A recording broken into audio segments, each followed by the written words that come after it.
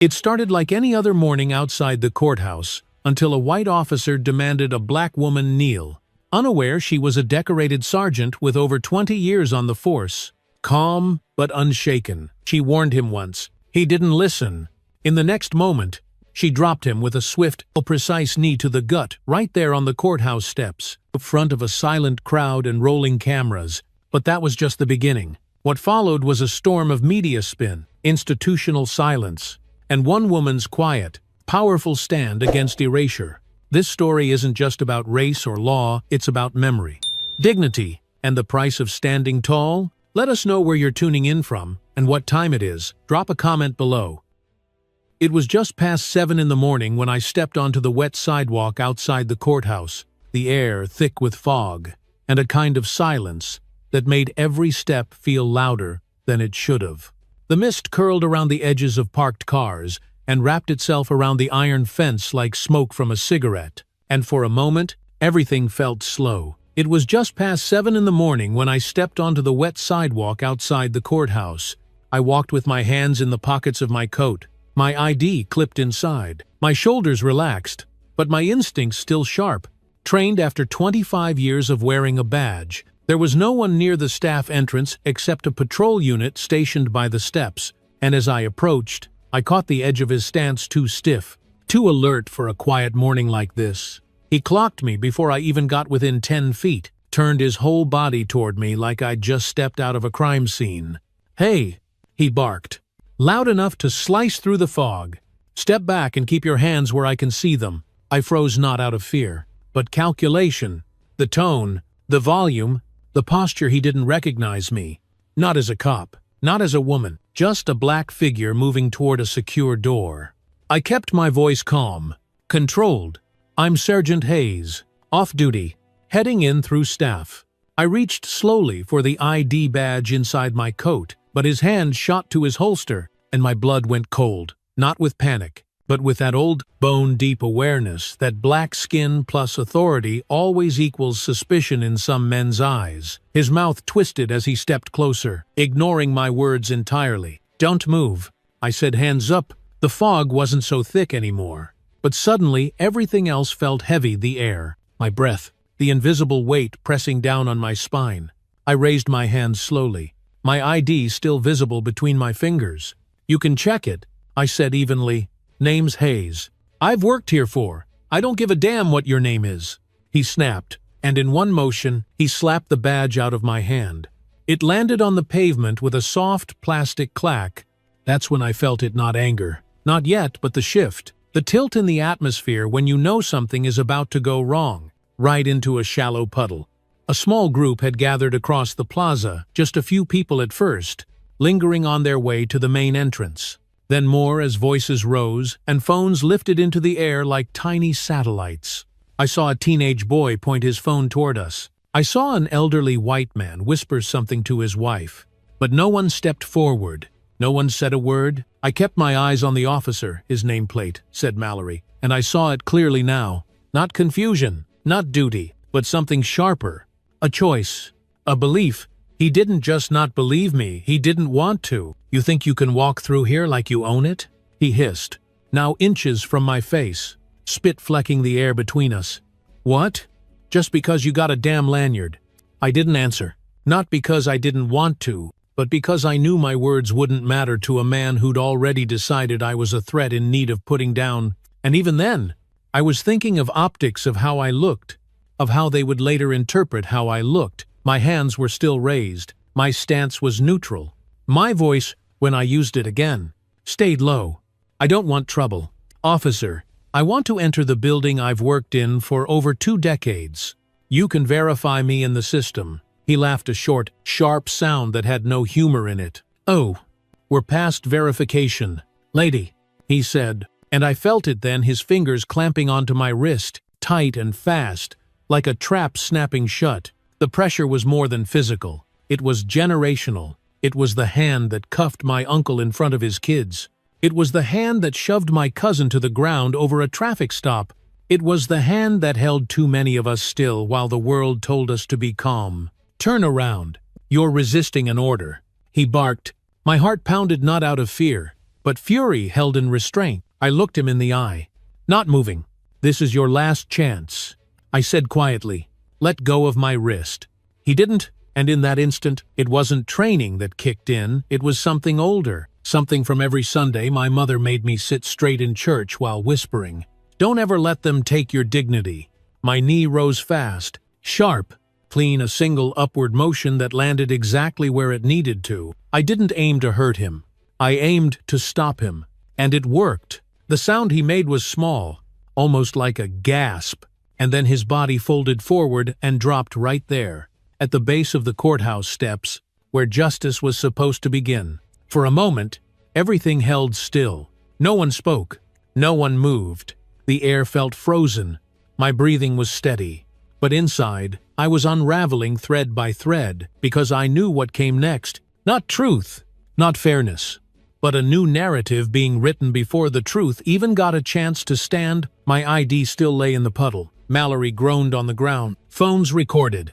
And I stood there, a black woman in plain clothes, who had dared to say no in front of the law, and the fog began to lift. He was still on the ground when I noticed how quiet the plaza had become, as if the whole block had inhaled but forgotten how to breathe. I could hear the distant murmur of a bus pulling away, the soft thrum of an air conditioning unit kicking in overhead. And then, clearer than anything else, the unmistakable clicks and chirps of phone cameras recording every second of what had just happened. No one spoke. Not him. Not me. Not the cluster of people who had stopped in their tracks and now stood a few yards away, their bodies stiff, their arms half raised with phones held like shields. I looked around slowly and saw faces young, old, black, white, all wearing the same expression, something between curiosity and fear, like they weren't sure if they were witnessing a crime, a protest, or something much harder to name. A woman in a gray business suit whispered something to the man beside her, but neither moved. A teenage boy, earbuds still dangling from his neck, squinted behind his screen as if zooming in on the chaos might make it feel less real. A security guard from the far side of the building stood with one hand resting near his radio but made no effort to cross the street. And all the while, the man who had tried to force me to the ground lay doubled over, one knee bent, his gloved hand clutching himself, groaning softly, like a wounded animal too proud to admit its hurt. I bent down slowly, not to check on him, not yet, but to pick up my badge, still lying face down in the puddle where he'd knocked it. Water had seeped beneath the plastic, blurring the photo slightly, but my name was still visible, and the gold lettering still caught the light like a silent fact waiting to be read. I wiped it gently against my coat sleeve, then held it up, not for him, but for them, for the crowd, for the cameras, for every eye that had been trained on me, wondering if I belonged here. "I'm Sergeant Lenora Hayes," I said, my voice steady but firm, the kind of tone that doesn't beg for understanding but leaves no room for doubt. "I've worked in this courthouse for over 20 years. I am not a threat. I am not a suspect, and I will not be treated like one." There was a pause, a thick, pregnant pause before anyone reacted. A few heads nodded subtly, but still no one spoke. No one moved. No one helped. No one asked me if I was okay. That's the thing about public witnesses. Sometimes they document, sometimes they observe, but most of the time they just stand there, waiting to see what happens next, hoping it doesn't involve them. My wrist still throbbed where he'd grabbed it, and though I hadn't fully processed what I'd done, I knew enough to understand that this was far from over. One moment of force, no matter how justified, no matter how restrained, can be twisted into a lifetime of judgment, especially when the person pushing back looks like me. I could already hear the spin forming in the minds of anyone watching. She overreacted. She escalated. She assaulted an officer. The context wouldn't matter. The footage wouldn't show the weight I carried before he ever touched me. I glanced down at him again. His eyes met mine now, bloodshot, angry, humiliated. There was no apology in his face. No acknowledgement of error, just the slow-burning calculation of someone trying to figure out how to flip the script before too many people understood what they'd seen. I didn't expect remorse. I expected retaliation. Men like him rarely go quietly. A woman's voice finally cut through the tension, a soft but pointed question from somewhere in the back of the crowd. "Is she a cop?" It floated over the heads of the onlookers, not accusatory, but uncertain, as if trying to clarify the terms before the narrative hardened. Someone else responded. She said she was. Then another. I got it on video. She showed her badge. The voices didn't rise in support or outrage. They floated like detached commentary, like footnotes to a story they didn't want to be responsible for. That's when I realized I was alone in this. Not physically, but spiritually, there would be no collective defense. No spontaneous circle of protection, just me, the man I dropped, and the lens of a dozen phones waiting to see who the system would side with. I looked back toward the courthouse doors just 20 steps away and weighed my options. If I walked inside, would I be detained, tackled, painted as the aggressor? If I stayed outside, would backup arrive and escalate before anyone could speak sense into the situation? Every scenario led to risk. Every choice carried weight. And yet, standing still felt like the most dangerous thing of all. So I took one slow step forward, deliberate, visible, non-threatening, and then another. My heart beat louder than the distant sirens I now heard, growing closer, sharp and unmistakable. I kept my eyes forward, posture straight, badge visible. I didn't run. I didn't shout. I didn't justify anything. I walked like someone who had a right to be there, because I did. And for every second that passed, I repeated in my mind the quiet truth that no camera could fully capture. I did nothing wrong. But in this country, in this uniform, with this skin, the truth isn't always enough. He started rising before I had even taken my third step, slow and deliberate. Like every movement was being translated through a stubborn kind of pain he refused to acknowledge. His breath came in sharp, uneven gasps, and though his face was still pale with shock, his eyes burned with something else entirely, something colder, more dangerous. I saw it the moment his fingers twitched toward his utility belt, not for his gun but for control, for narrative, for the power to turn this story inside out. The sirens were louder now, echoing off the courthouse walls like a slow-building warning. And yet the real noise, the one pounding loudest in my ears, was the silence between us, stretched thin with everything unsaid but deeply understood. He stepped forward, hand clenched tight, jaw set like stone. "You just made a big mistake," he muttered under his breath, loud enough for the cameras to miss, but clear enough for me to hear. His voice was a low growl, not of pain, but of pride wounded in public, the kind that doesn't retreat but retaliates. I didn't move. I didn't flinch. I looked him in the eye and spoke with the kind of quiet that carries weight. "Back away. Officer Mallory," I said, letting each word settle. "It's over. Don't make it worse." But his pride wouldn't let him listen. He surged toward me again, grabbing my wrist with both hands this time, harder than before, twisting with intention. The crowd gasped, audible, collective, and somewhere behind me, I heard a woman cry out. "Hey!" She said, "Stop." But no one moved. No one stepped in. No one ever does when the line between law and abuse blurs in real time. My wrist burned where his fingers dug in, his knuckles white with pressure, his face a mask of something that had nothing to do with protocol. I saw his lips tighten, and then came the order that set everything into motion. "Get on your knees." Now. I froze not from fear, but from fury, so concentrated it felt cold. My body didn't shake. My voice didn't crack. But something inside me, the part that had always bent when pushed, always yielded to survive, snapped clean and silent like a twig in winter. He had no authority to demand that. I wasn't under arrest.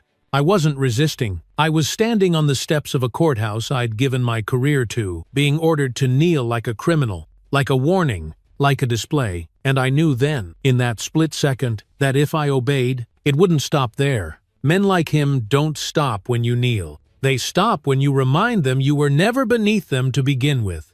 I whispered it more to myself than to him. "This is the last time you put hands on me," and then everything happened at once. My knee rose sharply, cutting upward in one clean motion. Instinct guided by training but powered by something deeper: history. Memory. Defiance passed down like breath. It landed where it needed to, right below the belt, right in the place no armor could protect. His body folded instantly, a sound escaping his lips that was half cough, half cry, and then he dropped, knees buckling, face contorted, crumbling to the pavement like a statue tipped off balance. The sound was sharper than I expected, not the impact, but the collective intake of breath around us, a sharp inhalation of disbelief mixed with awe. Phones caught it all. Every angle, every frame.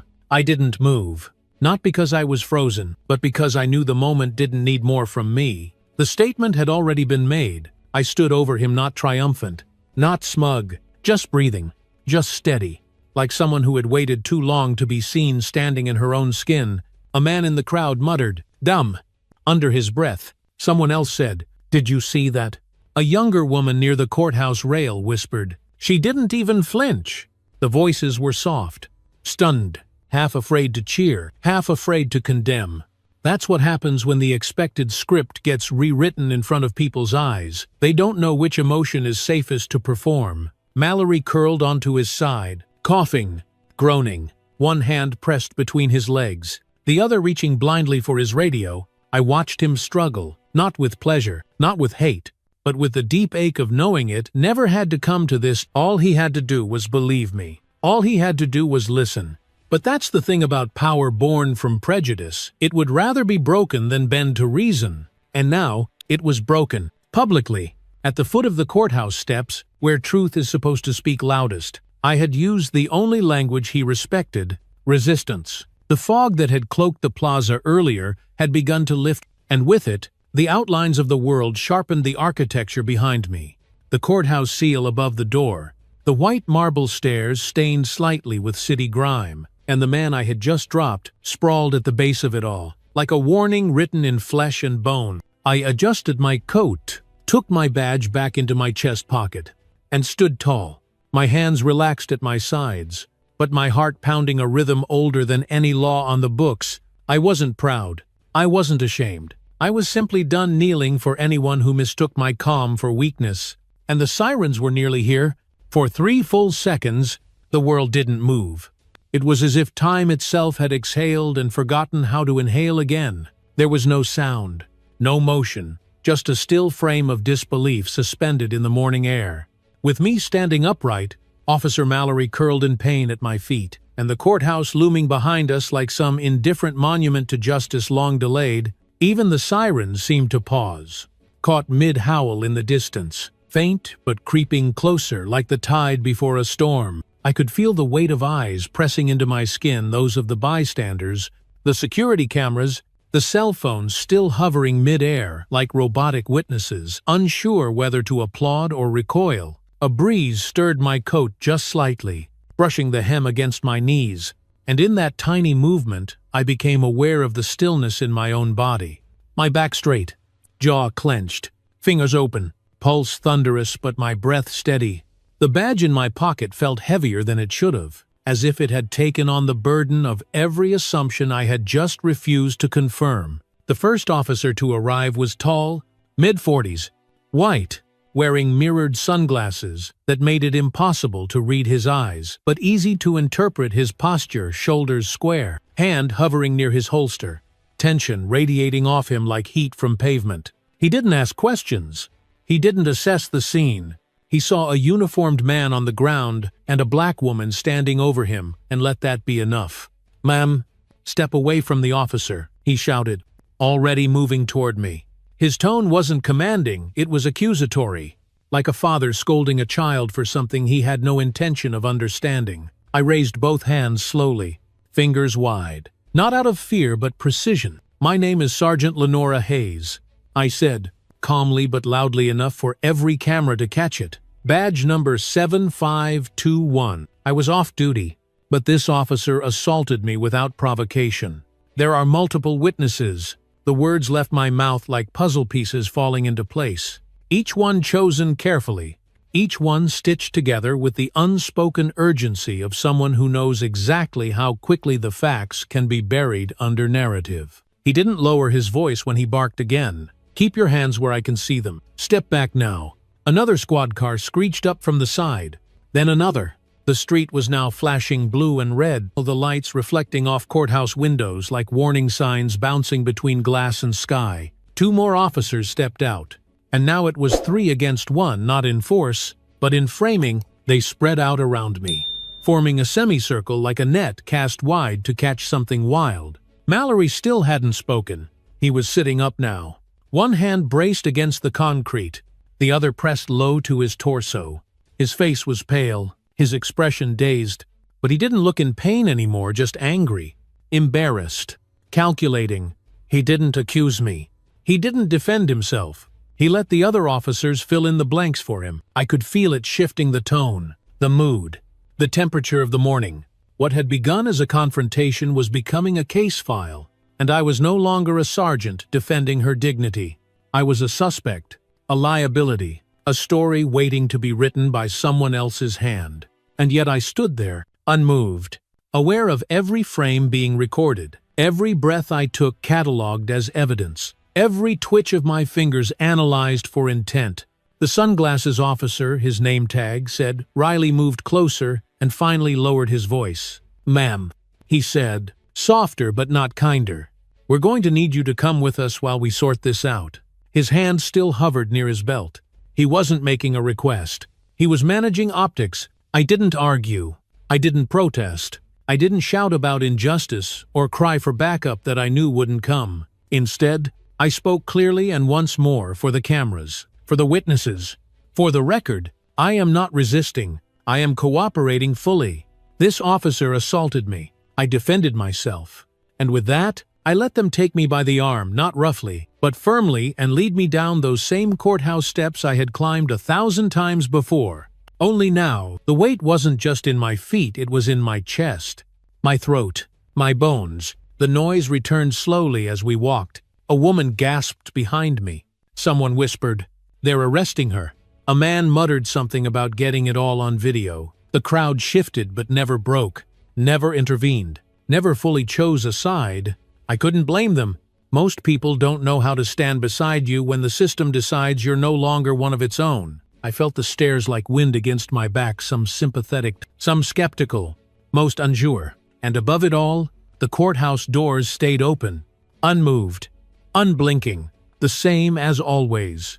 In that moment, I understood something I'd known all along, but hadn't let myself say out loud until now. Even when you do everything right, even when you speak calmly, show your badge, follow protocol, and tell the truth, the system can still look at you and see only what it wants to see. And the scariest part isn't that it misjudges you, it's that it does so without hesitation, without doubt, and with the full weight of history behind it, and the fog, now fully gone, left everything in sharp, unforgiving focus. The holding room smelled like bleach and old vinyl, and that combination of too much cleaning and not enough care, a kind of sterile quiet that didn't soothe so much as smother. The walls were the same dull off-white I remembered from every precinct I'd ever worked in, but somehow, when you're on the other side of the desk, everything feels smaller, like the room itself is judging you, waiting to see if you'll fold under the weight of your own silence. A single chair sat in the middle, scratched metal legs against stained linoleum, and I didn't bother asking if I could sit, I just did, keeping my hands loosely folded in my lap, trying not to look like someone with something to prove. The officer assigned to process me was younger than I expected, mid-30s maybe, Hispanic, his badge reading O. Martinez. He didn't speak for the first 5 minutes. He just typed on the keyboard, like the sound of each key press might build a case more than the facts ever could. His eyes flicked up once, scanning me with something between skepticism and discomfort, like he knew who I was, but wasn't sure if that made this better or worse. Eventually, without turning from his screen, he asked, "You want to tell me what happened?" His tone wasn't cruel, just tired, like someone who's seen too many reports where the truth never quite fits the boxes. I looked straight ahead when I answered. He grabbed me. Twice. I told him who I was. I showed my badge. He ignored it. I paused, letting the memory of it flicker behind my eyelids before I added, "Then he ordered me to kneel." Martinez stopped typing, his fingers frozen over the keyboard. He didn't say anything, didn't nod or look at me, just let the weight of those last words settle into the air like dust on a windowsill. After a few seconds, he resumed typing, a little slower this time, like each keystroke required more thought than before. There was a clock on the wall behind him, the kind that ticks with mechanical sharpness, each second sounding louder than the last.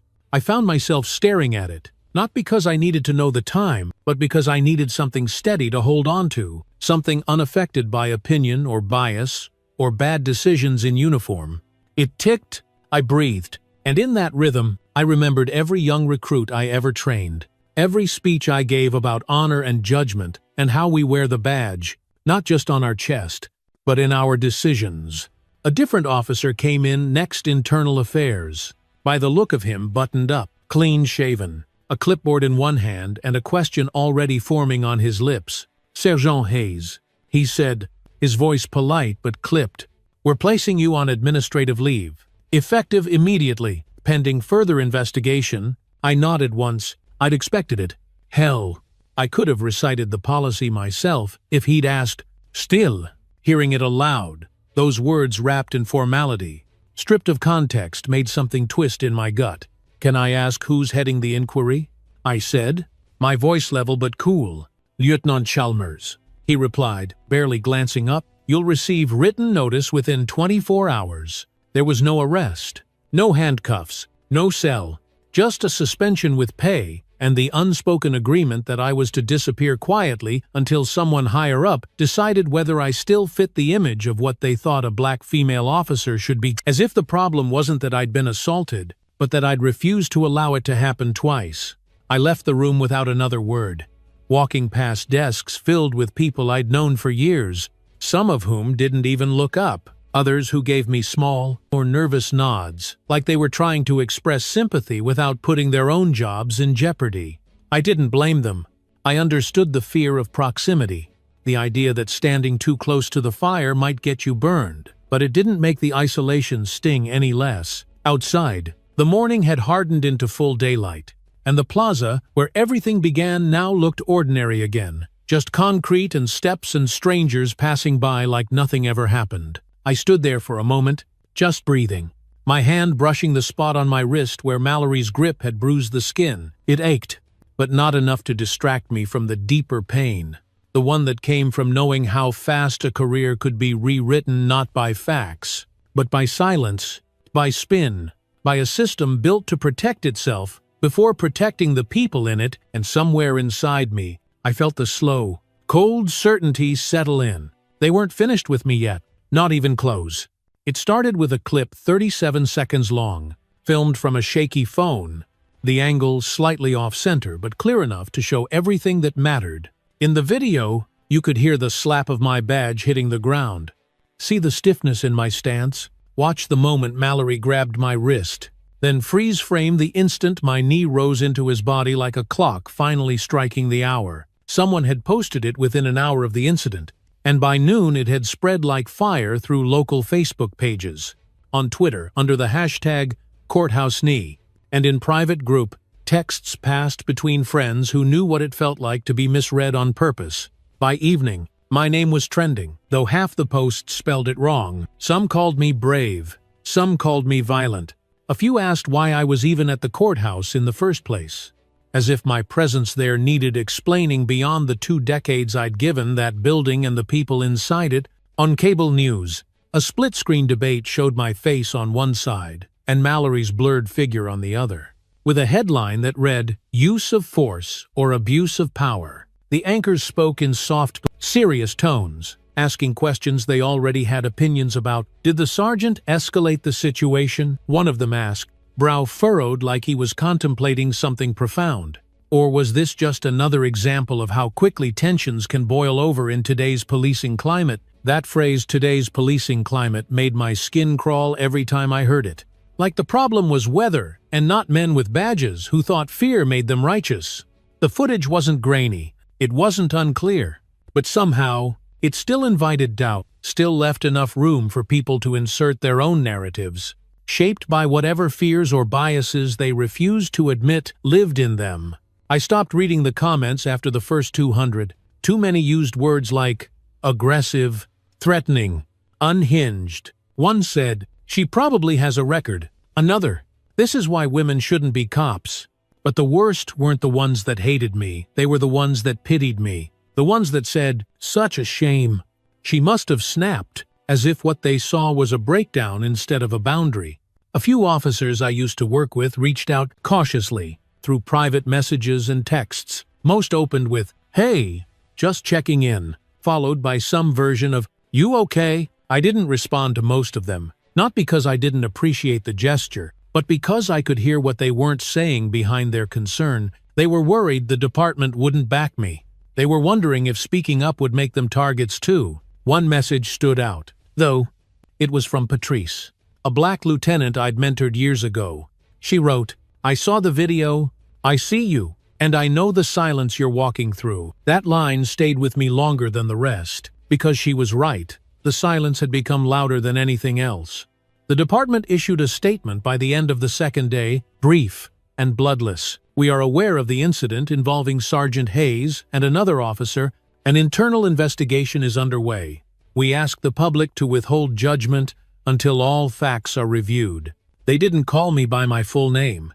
They didn't mention Mallory at all. They didn't acknowledge the video. They just told everyone to wait, which in these cases usually meant wait for it to fade. Wait for the outrage to dull. Wait for something else to trend. But this time, it didn't fade. Emails began flooding City Hall. Local clergy spoke out, not with anger, but with weary resolve. One retired judge, an old white man I barely remembered, wrote an op-ed in the paper titled, "When Standing Your Ground Looks Like Disobedience." And for once, the editorial board printed every word without trimming the heart from it.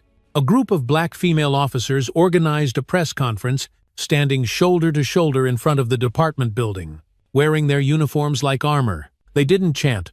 They didn't shout. They just stood there, silent, proud, present. It wasn't a movement. Not yet. But it was something, a crack in the quiet. A space where truth might echo if enough people chose to stop looking away. Still, the union made its position clear. Mallory had followed protocol, they claimed. He had reasonable cause for concern. He was unaware of my identity. They stopped short of defending the force he used, but they didn't condemn it either. Their silence was a shield for him and a sentence for me. And that was the part that stung the most, not that he acted out of prejudice, but that the system, in all its polished procedure, treated that prejudice as reasonable doubt. By the end of that week, the video had been dissected by pundits, parodied on social media, and forgotten by most people who didn't have a stake in the outcome. But for me, it had lived on in still frames, each one a reminder that the truth, no matter how clearly recorded, still has to fight to be heard. And as I sat alone in my apartment, television muted, curtains half drawn, watching the city lights blink like tired eyes, I realized something I hadn't wanted to admit before. They weren't just questioning what I did. They were questioning who I was, and whether a black woman in a badge could ever be anything more than a contradiction waiting to be corrected. The morning after the union statement hit the press, I found myself driving without really planning where I was going, turning down familiar streets with the kind of muscle memory that doesn't ask for permission. The sky was overcast, not heavy with storm but thick enough to keep the light soft, and the city moved around me like a tired machine, quiet and reluctant. I didn't need directions. I was heading to a place I hadn't visited in years, but that lived inside me like a scar. I never stopped tracing with my thoughts. The church on Jefferson Avenue still stood exactly as I remembered it. Red brick walls faded from sun and time, with a rusted white cross that leaned slightly left but never fell. I parked a little down the street and sat for a moment, staring at the building, hands still on the steering wheel. The gravel lot was nearly empty. Just a few older sedans, the kind that belonged to deacons and lifelong members who knew how to sit with silence better than most people knew how to speak. I stepped out slowly, my shoes crunching against the loose stones, and every step I took felt heavier than the last, not because of dread, but because of history, mine and not mine. It carried together like the weight of a family name that never got to rest. Inside, it smelled like old wood and hymnals, that mix of dust and memory and floor polish that belonged to no other place. The pews hadn't changed. Neither had the cracked ceiling fan or the narrow windows with sun-colored glass that blurred the light just enough to feel like something holy. At the front sat Reverend Charles, the same man who'd baptized me, eulogized my father, and still called me child, no matter how many stripes I earned. He looked up from his open Bible and smiled softly when he saw me. "Lenora," he said, his voice warm but lined with the kind of worry he didn't bother hiding. "I was wondering when your spirit might bring you through that door." I sat beside him without speaking at first, letting the quiet hold us both like an old quilt.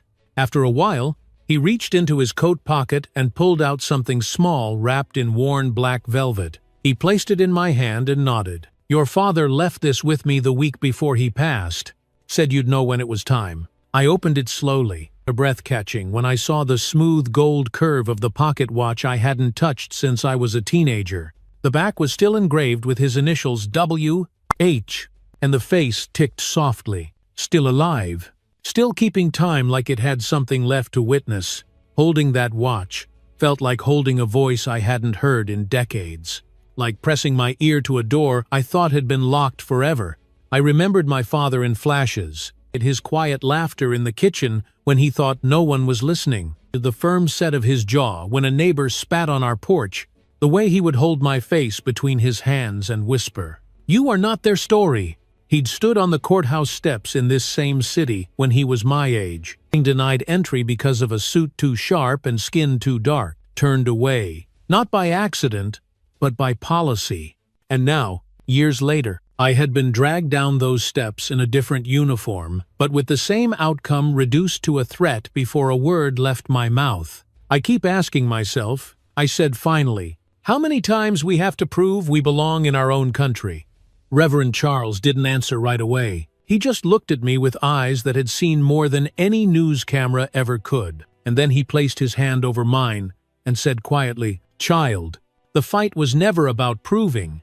It's about remembering who we are even when they try to make us forget." That stayed with me long after I left the church, the watch ticking gently in my coat pocket like a heartbeat too stubborn to stop. I drove past my old school, past the corner where my dad once held my hand to cross the street, past the mural they painted last year of local heroes that didn't include him. Even though it should have, I didn't feel angry. Not then. I felt rooted, like something had finally clicked into place inside me. Not peace, exactly, but purpose with edges. They wanted me to disappear quietly, to let the moment pass, like so many others have, but I couldn't, not now, not with this watch in my hand and my father's voice in my blood. I wasn't just fighting for my name, I was standing for every name they tried to erase before mine, and that meant I had to keep going, not just for justice, but for memory, for the legacy that refuses to bow. The hearing room was smaller than I remembered, windowless, wood-paneled, and chilled by an air conditioner that never quite turned off. Fluorescent lights buzzed faintly overhead, their hum blending with the low shuffle of papers and the occasional clearing of a throat, like everyone was pretending not to feel the weight of what this moment meant. A long table stretched across the front where 3 officers sat as the disciplinary review board, 2 men and 1 woman, all in uniform, all stone-faced. Behind them hung the department seal, polished to a shine, flanked by 2 flags that looked more ceremonial than symbolic. I sat alone at a separate table with my hands resting lightly on the wood, a glass of water untouched to my right, my badge, in its case to my left, silent, tarnished by silence, waiting for judgment. They'd told me to keep my answers direct, to stay calm, to trust the process. But I'd been part of this process for over 20 years. I knew what it trusted more than anything else, narratives that kept the machine turning, stories that fit inside neat little folders labeled "Resolved." The hearing began with a reading of the incident report, every word scrubbed clean of nuance. An altercation occurred between Sergeant Hayes and Officer Mallory on courthouse grounds. No mention of provocation, no mention of the order to kneel, just altercation. As if we'd both shown up ready to fight. Lieutenant Chalmers, acting chair, asked the first question without looking directly at me. "Sergeant Hayes, do you acknowledge engaging in physical contact with Officer Mallory on the morning in question?" I leaned slightly forward, meeting his eyes, even though he tried not to meet mine. I acknowledged that I used physical force after Officer Mallory assaulted me twice, despite being shown my identification and badge. He nodded once, made a note on the pad in front of him, and moved on. The questions came in waves measured, rehearsed. "Careful? Was there a threat of bodily harm? Did you attempt to de-escalate? Why didn't you wait for backup?" I answered each with the same clarity I had taught to younger recruits in de-escalation training. I kept my voice steady, my language exact, my posture upright. But beneath that calm, something else was working its way up an ache, slow and rising, not of fear, but of mourning, because I could tell they weren't listening to what I said. They were measuring how I said it. They were studying my tone, my breathing, the tilt of my head, trying to calculate whether I seemed emotional, agitated, unprofessional. They weren't looking for facts. They were looking for something to blame. When they finally asked if I wanted to make a statement, I said yes, and I stood not out of defiance, but because I needed them to look at me fully when I spoke. The silence in the room shifted, not dramatically, but just enough that I could feel the slight tension in the way someone adjusted their pen, the way a chair creaked behind me. I have worked in this department for 23 years. I began letting each word find its own weight. I have trained officers, handled investigations, and spent my career believing in what this badge is supposed to represent. But on that morning, I wasn't treated as a fellow officer. I wasn't asked questions. I wasn't given the benefit of protocol. I was seen as a threat before I said a single word. One of the board members, a younger white officer named Beckley, looked at me with an expression I couldn't read, somewhere between discomfort and curiosity, like he didn't want to believe me but couldn't quite dismiss it either. I kept going. He ordered me to kneel. I told him who I was. I showed my ID, and when he refused to stop touching me, I defended myself. Not with anger, not with violence, but with the training this very department gave me. I paused, letting the silence stretch. If I had not defended myself, we would not be sitting here right now, because I would have been cuffed, charged, and forgotten. My voice didn't crack, but it did thicken slightly near the end. I didn't apologize for that. I let it stay in the room, unhidden. The kind of truth that doesn't need volume to be heard. The board went quiet after I finished. No follow-ups, no nods, just more scribbling, more silence, more protocol. Officer Mallory didn't attend. He'd submitted a written statement that was read aloud by the department's legal counsel. He claimed confusion, stress, perceived threat, no acknowledgement of the order to kneel, no admission of force, just the usual. I was unaware of her status. I was responding to perceived risk. I stared at the words being read as though they belonged to a stranger, though I'd seen them too many times before. Words shaped like armor, built to shield not just the man, but the institution behind him. After closing remarks, I was escorted out to wait in the corridor while they deliberated. The hallway smelled faintly of coffee and printer paper, and the floor was cold under my shoes. I paced slowly, breathing in through my nose and out through my mouth, watching the clock tick above the door, each minute landing with the weight of an hour. When they finally called me back in, I didn't let myself hope, not for absolution, not for applause, but for clarity, for a record that wouldn't rewrite itself before it reached the page. And as I stepped back into the room, the same chair waiting, the same badge still resting on the table, I reminded myself what my father once told me, standing on those courthouse steps so many years ago. Justice doesn't always come loud, child. Sometimes it comes when you refuse to sit down. The decision came the next morning, delivered not by phone, not in person, but through a sealed envelope left at my doorstep just after sunrise. The paper inside was thick, the font sharp, and the language formal in the way only bureaucracy knows how to be: precise, dry, and heavy with distance. Following the conclusion of the internal hearing, the board finds that Sergeant Lenora Hayes acted within her rights under department policy regarding use of reasonable force. Officer Vincent Mallory is found in violation of conduct protocols, specifically excessive force, failure to follow identification procedure, and improper detainment of a fellow officer. The letter went on to list the consequences: termination without pension, internal review of his record, and mandatory public statement from the department, affirming its commitment to equity and accountability. I sat at my kitchen table, the letter open beside a mug of black coffee that had already gone cold, and I stared at those words like they were written in a language I almost recognized but still didn't quite trust. I should have felt relief. I should have smiled. I should have stood up and shouted something triumphant into the quiet morning air, but instead, I just sat there, shoulders loose but tired, eyes still and dry, hands folded the way my grandmother used to fold hers when the world felt a little too sharp. Because what the letter didn't say, what it never could say, was what had already been lost before any judgment was handed down. There would be no criminal charges, no formal apology, no restitution for the bruises on my wrist or the silence in the room that first day when no one spoke up. Mallory would walk away without a badge, but with the full protection of plausible misunderstanding, his version already softened by language like stress, protocol, and miscommunication. My record would remain intact, my title would return, but something inside me, something small, quiet, and deeply personal, had shifted just slightly out of place, like a bone that healed crooked and would ache every time it rained. At noon, I returned to the department for reinstatement. Walking through the front doors I'd once entered with pride and now approached with a kind of cautious familiarity. The lobby looked the same bulletin board with faded flyers, same coffee machine humming near the back, same officer at the desk pretending not to read the news on his phone, but I noticed the glances,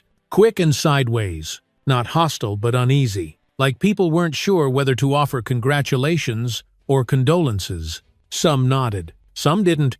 A few said, "Welcome back," but didn't hold eye contact long enough to let it land. In the conference room upstairs, Captain Dawson met me with a firm handshake and a practiced smile. "Good to have you back, Sergeant," he said, like he was reading from a script he didn't write. I nodded politely and thanked him, then waited while he handed me my badge in its case, sliding it across the table like a returned library book. No ceremony, no speech, just procedure. "You'll be assigned to administrative oversight for the next few weeks," he added. "Standard Reintegration. After that, we'll reevaluate." I accepted it without question. I wasn't here for a fight. Not today. I clipped the badge back onto my coat, feeling its weight settle against my chest like something familiar but distant, like a photo of yourself from years ago, still recognizable, but no longer exactly who you are. Later that evening, I walked out of the building into the pale gold light of dusk, the streets quieter than usual, the air smelling faintly of gasoline and early summer. I didn't go straight home. I walked instead to the courthouse steps, drawn not by ritual, but by something simpler, a need to see the place where everything began. The plaza was empty now. No cameras, no crowd, just the hum of streetlights flickering on, and the low rustle of wind across concrete. I stood at the base of those steps for a long time, looking at the exact spot where Mallory had fallen, where I had stood, where the cameras had captured the truth in slow motion. I tried to picture it from the outside, like a stranger might watching the video, wondering if they'd understand the difference between a threat and a boundary, between self-defense and defiance, between silence and strength. I wondered if they'd see what I saw. Not a fight, but a refusal to be made small. A young officer passed by, mid-20s maybe, still in uniform, heading toward the parking lot. He glanced at me briefly, then paused. "You're Sergeant Hayes, right?" he asked, not disrespectfully, just uncertain. I nodded. "Yes." He shifted his weight and looked down for a moment before saying, "That was something. What you did? Most people wouldn't have stood still, let alone stood up." I didn't respond right away. I looked back at the courthouse and let the silence sit a little longer. "Most people," I said finally, "don't have generations standing behind them." He didn't ask what I meant. He just nodded once, respectfully, and kept walking, and I remained there a while longer, the sky darkening, the air cooling, my hand resting lightly over my badge, not to hold it, but to remind myself that I had never needed it to know who I was, because justice, as I'd learned, wasn't something you received in full. It was something you reclaimed in pieces, one truth, one breath, one unshaken step at a time. A few days after the hearing, when things had begun to settle but not quite fade, I found a small envelope in my mailbox with no return address. The handwriting on the front was neat, careful, the kind that made you pause before opening, because something about it felt personal, intimate, in a way official documents never are. I took it inside, sat down at my kitchen table, and held it for a minute before finally tearing it open. Inside was a folded piece of lined paper and a crayon drawing tucked into the crease, a bright yellow sun, a courthouse, and a woman standing tall in front of it. Brown skin and a purple dress, arms straight by her sides like a soldier standing at attention. The letter was from a 10-year-old girl named Aaliyah. She wrote in big, looping letters, her spelling just a little off, but her meaning clear. My mom showed me the video. She said you were strong and smart. I watched it 5 times. I want to be a police officer too, but I don't want them to be mean to me. One day I want to stand up like you did. I think you are brave even if they didn't clap for you. I read the letter 3 times. Then a 4th, not because I didn't understand it, but because I needed to hold on to it a little longer. Like a thread in my hand. When the ground feels uncertain. It wasn't a medal. It wasn't an apology, but it was something real, something unfiltered.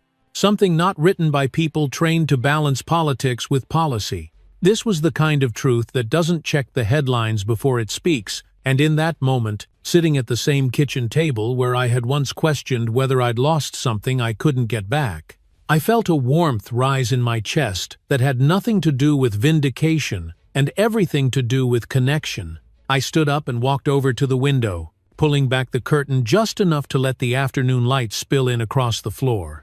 Outside, a neighbor's radio was playing gospel softly through an open window, the melody drifting gently between wind chimes and the sound of a basketball bouncing somewhere down the block. I closed my eyes for a moment and let it all settle the sunlight.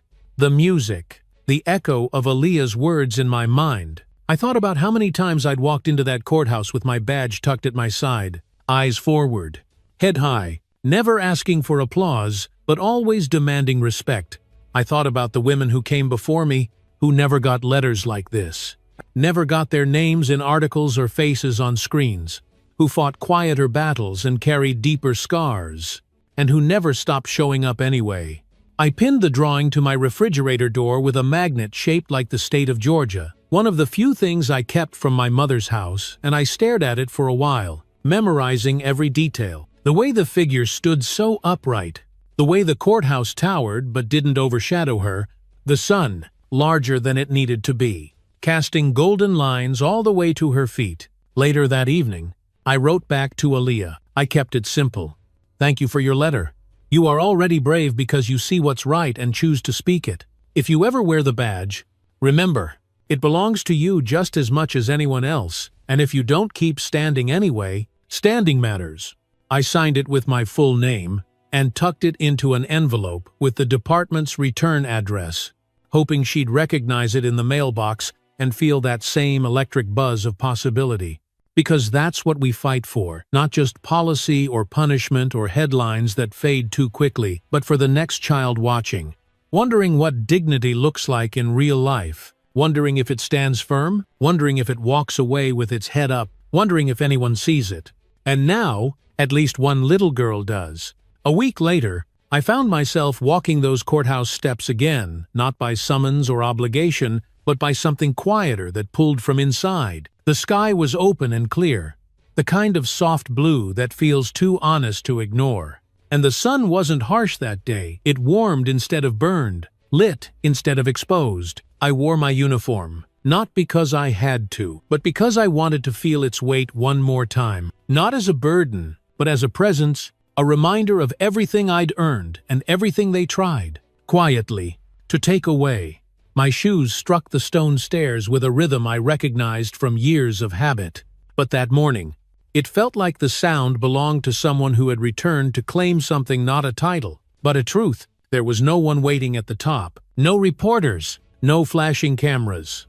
Just the gentle creak of the old courthouse doors and the hum of the wind as it moved between flagpoles and railing. I paused at the landing, took in the view, the rows of parked cars, the people moving along the sidewalks, some rushing, some drifting, and I imagined how small I must have looked from above during the incident, how insignificant I might have seemed in that moment of struggle, framed against brick and concrete. But standing there now, alone and unshaken, I saw that space differently, not as a crime scene, not even as a battlefield, but as a place where a line had been drawn and held. I sat on the top step for a while, one hand resting on my thigh, the other lightly gripping the badge clipped to my chest. Its metal was warm from the sun, and for once, it didn't feel like armor.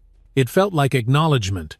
I wasn't trying to prove anything anymore. Not to anyone. What needed to be seen had already been seen. What needed to be heard had already been spoken. I breathed in, long and slow, and let the air settle in my lungs like forgiveness I hadn't asked for, but maybe needed just the same. A few minutes passed before I heard footsteps behind me. Careful and steady. Not urgent. I turned slightly and saw a young woman in a navy skirt suit, her heels clicking softly across the stone. She looked about 30, maybe younger, her ID swinging lightly from a lanyard as she approached.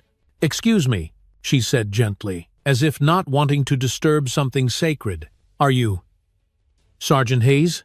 I nodded once. "Yes, I am." She smiled in that way people do when they're trying to find the right words but haven't rehearsed them. "I don't mean to intrude," she said, "but I was here that day. I saw what happened. I didn't say anything then. I didn't know what to say. But I wanted to say thank you for standing the way you did." I studied her for a moment, her nervous fingers, her downturned eyes, her honesty trying to find a place to land, and I nodded again. Slower this time. "Sometimes silence is survival," I said softly, "but remembering matters." "Too." She nodded quickly, blinked like she didn't expect to feel so much, and then smiled again before turning to walk away.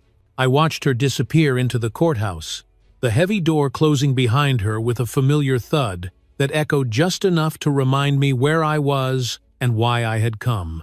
I stayed a little longer, letting the sun trace the top of my shoulders, letting the air carry off what weight I no longer needed to hold. Because this was never about revenge, it was about return, about coming back to the place where I had once been told, through action more than words, that I didn't belong, and sitting there now, not as an intruder or even as a survivor, but as myself whole, steady.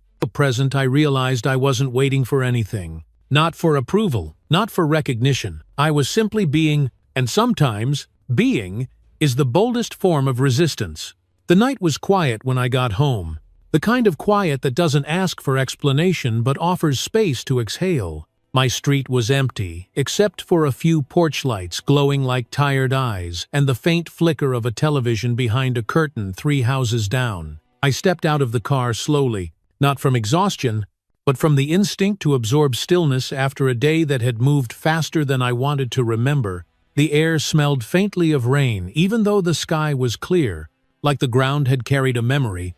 The clouds had already forgotten. I locked the car, walked up the driveway, and paused at the front steps. Not because something was wrong, but because something was whole inside. The house greeted me, like it always had, with its worn wood floors, and the soft creak of that one spot in the hallway, the hum of the refrigerator, the distant buzz of the porch light. I slipped off my shoes, shrugged out of the coat that still carried the warmth of afternoon sun, and set my badge gently on the entry table, not as an offering, but as acknowledgement it had done its part. And for tonight, I didn't need it. I moved through the living room slowly, fingers brushing the edge of the bookshelf, eyes resting on the framed photo of my father that sat beside an old church program and a faded ribbon I once earned for outstanding conduct back in the academy. He looked strong in that picture, even though his suit was a little too big and his tie slightly off-center. Strong, not because he posed like a fighter, but because he looked like a man who refused to be moved without reason. I touched the frame lightly, then turned off the lamp and let the room return to shadows. In the kitchen, I poured a glass of water and leaned against the counter, letting the silence fill the space between my shoulders. I thought about the courthouse, the girl's letter, the young officer's uncertain gratitude, the boardroom with its stiff-backed chairs and its language wrapped in careful phrases. I thought about the moment I'd stood at the bottom of those steps and chosen, without permission, to remain standing. And then I thought about everything that hadn't been said by them, by me, by the world that kept watching but rarely seeing. I walked to the back door, opened it slowly, and stepped onto the porch. The air was cooler now, gentler, somehow, brushing across my skin like a hush. Crickets chirped somewhere off in the distance, and a single street lamp flickered. Not out of neglect, but like it had grown tired of being the only one awake. I sat down on the porch swing, the wood creaking beneath me, and stared up at the sky. No stars. Just dark and space and possibility. And then, I spoke not loudly, not even for anyone to hear but for myself, for the stillness. For the record I knew would never make the evening news. They tried to make me kneel before justice. I whispered, the words soft but certain, but I stood inside myself instead. And that was enough, because that's what they never tell you about dignity. It isn't always loud, or visible, or safe. Sometimes it's quiet and stubborn and invisible to everyone but you. Sometimes it shows up in silence, in staying, in not folding when the world asks you to become smaller. And sometimes it doesn't need to win. It just needs to remain. I closed my eyes for a moment. Let my breath slow. Let my heartbeat fall into step with the night. Not because I was finished, but because I was steady, whole, present, not just in body, but in choice. And as the porch light hummed, and the wind shifted through the leaves like a soft voice remembering its place, I knew this story wouldn't end with applause or headlines. It would live quietly in the space between memory and meaning, between silence and refusal, between what was taken and what could never be stolen. Because dignity is the one thing, no matter the badge, the title, the silence, or the cost, that no one should ever be allowed to take away. In the end, this story is not just about one woman or one badge. It's about what happens when dignity is tested and truth is buried beneath silence. It's about how quickly authority can twist perception, how easily justice becomes conditional, and how standing tall in the face of that can still feel like defiance. But it's also a story of legacy, of memory passed down through generations, and of the quiet power that lives in those who refuse to be erased. Sergeant Hayes didn't fight for revenge, she stood for respect, and in doing so, she reminded us that sometimes the strongest resistance comes not from shouting, but from staying rooted in who we are. For those of us watching, especially those who've lived long enough to know what it means to be misjudged or overlooked, this story is a reflection of something deeper. It's a reminder that justice doesn't always wear a robe or carry a gavel. Sometimes, it stands alone on the courthouse steps. Sometimes, it writes letters to children. And sometimes, it just endures. If this story moved you, if it reminded you of something you've lived through or someone you've loved, please take a moment to like, share, and subscribe to our channel. Your voice helps keep stories like this alive, because the more we listen, the more we remember, and the more we remember, the harder it is for anyone to forget.